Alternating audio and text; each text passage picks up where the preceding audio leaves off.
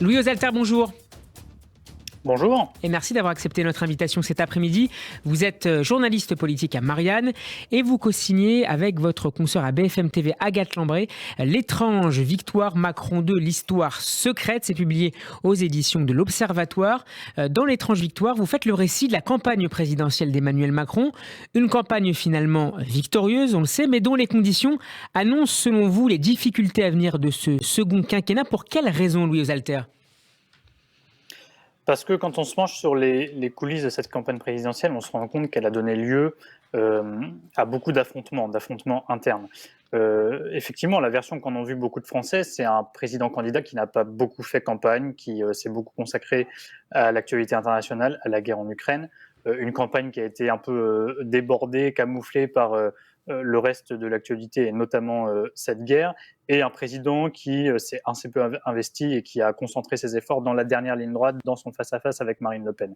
Mais ce que le grand public n'a pas vu, par conséquent, et que nous racontons, que nous révélons dans ce livre avec Agathe Lambré, c'est à quel point à la fois le programme et la stratégie de campagne d'Emmanuel Macron ont fait l'objet, entre ses proches, de tensions, de tiraillements qui n'ont pas du tout été soldés par la victoire. Le fait qu'il ait gagné n'a pas forcément aplani d'ailleurs ces rivalités. Et nous décrivons dans ce livre des clans qui se sont agités autour du président pour construire une stratégie de campagne. Nous décrivons cette dissension et aujourd'hui, compte tenu en plus de la majorité relative à l'Assemblée, on ne voit aucune raison pour laquelle les difficultés qui étaient sous-jacentes, qui étaient cachées pendant cette campagne, ne se reproduisent pas et n'éclatent pas au grand jour pendant ce second mandat. Et on va revenir dans quelques instants sur cette actualité politique du moment. Emmanuel Macron recevait en début de semaine le président émirien Mohamed Ben Zayed, avec à la clé la signature d'un accord sur la coopération énergétique entre les deux États.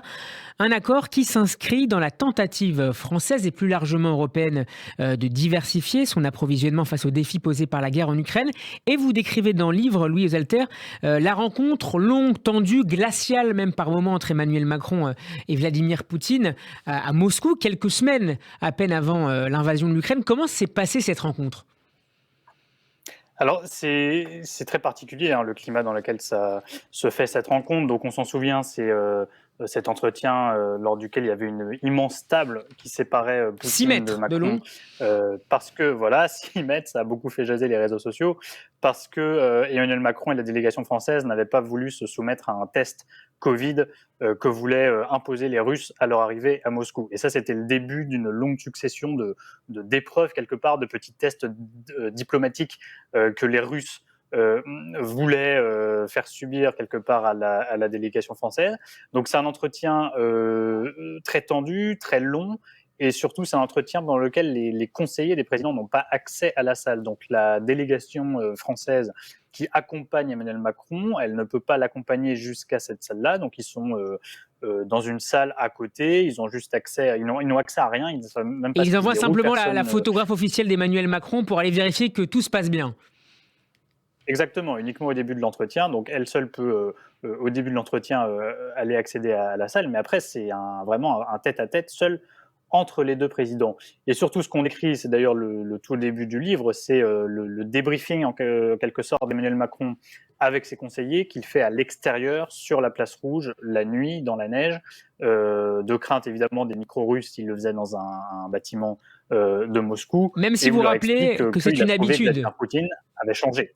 Vous rappelez que c'est une habitude, il y a l'habitude de débriefer ces entretiens, notamment internationaux, en se baladant, y compris aux dernières heures de la nuit.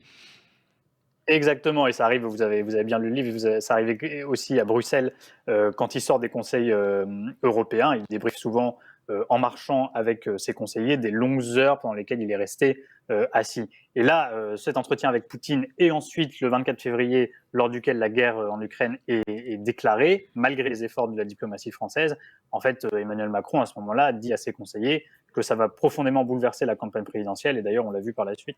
Alors justement, les députés examinent actuellement, Louis Osalter, le projet de loi sur le pouvoir d'achat pour faire face à l'inflation liée en partie à cette guerre. Diriez-vous que ce second quinquennat d'Emmanuel Macron sera inévitablement marqué et perturbé par les conséquences économiques, sociales et diplomatiques de ce conflit, dont les objectifs, disait hier Sergueï Lavrov, le ministre des Affaires étrangères russe, ne se limitaient plus désormais uniquement à l'est de l'Ukraine? Oui, c'est évident. Il y a un lien entre tous ces problèmes. Il est évident que si l'Assemblée nationale discute aujourd'hui d'un texte sur le pouvoir d'achat, c'est parce que le prix de l'énergie a flambé, que c'est le premier problème de fin de mois pour les Français, et que quelque part tous ces problèmes sont liés. Emmanuel Macron d'ailleurs a tenté de dessiner, il tente aujourd'hui de dessiner les enjeux de son deuxième quinquennat à partir de la guerre en Ukraine et de ses conséquences en chaîne. Mais l'enjeu pour le gouvernement, ça ne va pas seulement être cet été avec ces mesures qui sont des mesures d'urgence, ça va être d'expliquer aux Français comment ils vont passer l'hiver prochain, comment on va se chauffer, comment est-ce qu'on va réussir à payer les factures d'électricité, comment est-ce que les approvisionnements seront assurés, approvisionnement évidemment en termes d'énergie, mais également en termes de matériaux, pourquoi pas en termes de nourriture, quand on sait la pénurie alimentaire mondiale qui menace l'Ukraine étant un grenier à blé et la Russie bloquant certaines exportations de grains. Et ça, pour l'instant, il est évident que c'est du moyen terme qu'il faut faire. Ce n'est pas uniquement du court terme avec cette discussion de cette loi pouvoir d'achat. C'est vraiment l'enjeu de préparer les esprits à cet hiver-là. Et là, on retombe sur une caractéristique du premier quinquennat Macron, c'est que Emmanuel Macron, dans son premier mandat, c'est devenu par la force des choses un président de gestion de crise. Crise des gilets jaunes, crise du Covid, ensuite guerre en Ukraine qui vient percuter la présidentielle. Et là, il n'arrive toujours pas à sortir de ce costume un peu imposé par les circonstances, qui est celui d'un gestionnaire de crise plus que d'un président qui veut mener un projet sur 5 ans.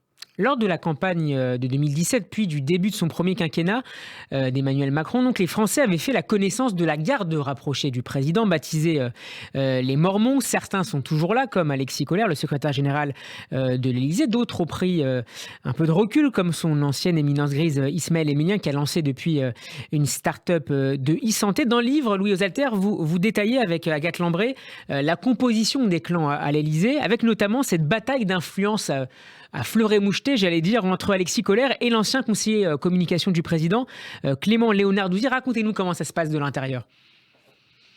Alors, Clément Léonard-Douzy rejoint Emmanuel Macron en 2020, en plein Covid, pour prendre en charge la communication. Il faut savoir qu'Emmanuel Macron n'a jamais réussi à avoir un pôle communication vraiment efficace depuis le début de son quinquennat. Il y avait toujours des relations très tendues avec les journalistes, ça ne se passait pas vraiment très bien. Clément Léonard-Douzy arrive en 2020 et puis il arrive aussi dans la perspective de préparer la réélection. Donc c'est lui qui prend en charge toute la stratégie de communication de la campagne. Le problème, c'est qu'il y a une rivalité qui s'installe avec l'homme le plus puissant de l'Élysée après le président, qui est Alexis Collère, qui est le secrétaire général de l'Élysée, qui occupe un bureau voisin de celui d'Emmanuel Macron. Et Léonard-Douzy et Collère ne sont pas du tout des hommes qui ont le même tempérament. Alexis Collère, c'est l'énarque, le techno, assez classique, assez prudent. Il sort rarement de son bureau, il parle très peu à la presse.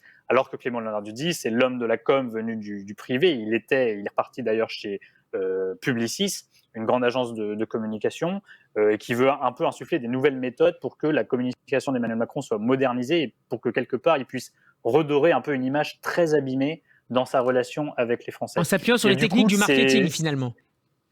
Oui, il segmente la communication, il lui fait faire, rappelez-vous par exemple de cette vidéo avec les youtubeurs McFly et Carlito, c'est quelque chose qui aurait été inimaginable avant l'arrivée de Léonard-Douzy à l'Élysée. Donc c'est utiliser un maximum de support de communication pour tenter d'améliorer l'image d'Emmanuel Macron.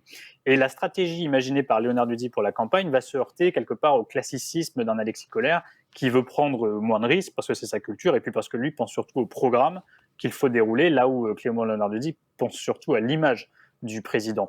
Donc il y a cette rivalité qui d'ailleurs n'implique pas que ces deux hommes, parce qu'on parle de clans, mais ils sont évidemment centraux dans la galerie des personnages que l'on décrit. C'est cette rivalité qui s'installe et qui va perler tout au long de la campagne et même après la victoire, sachant que maintenant, l'un des deux hommes, Clément Léonard-Douzy, a quitté l'Élysée juste après la campagne, tandis qu'Alexis Collère, lui, est resté au poste stratégique de secrétaire général. Au cours de cette campagne, Emmanuel Macron a appelé ce que vous nommez les cambriolages politiques, les tentatives de triangulation, avec notamment l'arrivée, ou en tout cas le départ des Républicains d'Éric Woerth, notamment. Au regard de ce qui se passe depuis quelques jours à l'Assemblée nationale, sur le projet de loi sur le pouvoir d'achat en particulier, est-ce que vous direz que désormais la majorité macroniste se tourne désormais uniquement vers les Républicains plutôt que ce en même temps du premier quinquennat ? Oui, c'est très intéressant d'observer ce qui se passe à l'Assemblée depuis quelques jours, notamment dans la discussion du projet de loi sur le pouvoir d'achat. Il est évident que les clins d'œil de la majorité et du gouvernement s'adressent essentiellement aux 62 députés les Républicains parce qu'ils y voient une réserve des voix qui peut converger dans des mesures de soutien au pouvoir d'achat, mais qui restent dans l'ADN plutôt pro-business, pro-entreprise, pro-employeur d'Emmanuel Macron. Donc il y a une convergence qui se dessine peu à peu, texte par texte, amendement par amendement.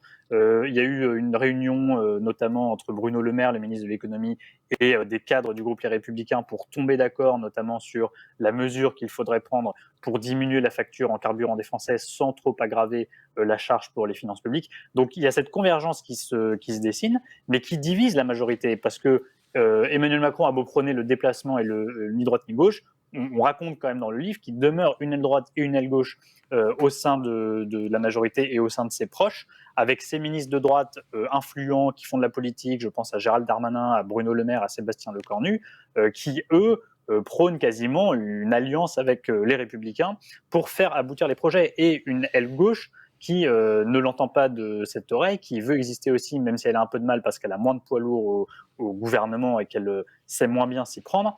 Donc cette rivalité qui a perlé pendant le premier quinquennat, elle risque d'être encore plus exacerbée parce que le gouvernement va chercher des voix à droite sur ses premiers textes. L'étrange victoire Macron 2, l'histoire secrète, passionnante enquête à lire cet été, c'est publié aux éditions de l'Observatoire. Merci beaucoup Louise Alter d'avoir été avec nous. On y ira notamment, Merci. on n'a plus le temps pour en parler, de l'hypothèse Marseille pour la suite d'Emmanuel Macron après 2027 et un peu plus loin même. Enquête co-signée avec Agathe Lambré, et cette interview est à retrouver évidemment sur notre site radioj.fr et en vidéo sur notre page YouTube. À très bientôt sur Radio J. Merci à vous Louise Alter. Merci Steve.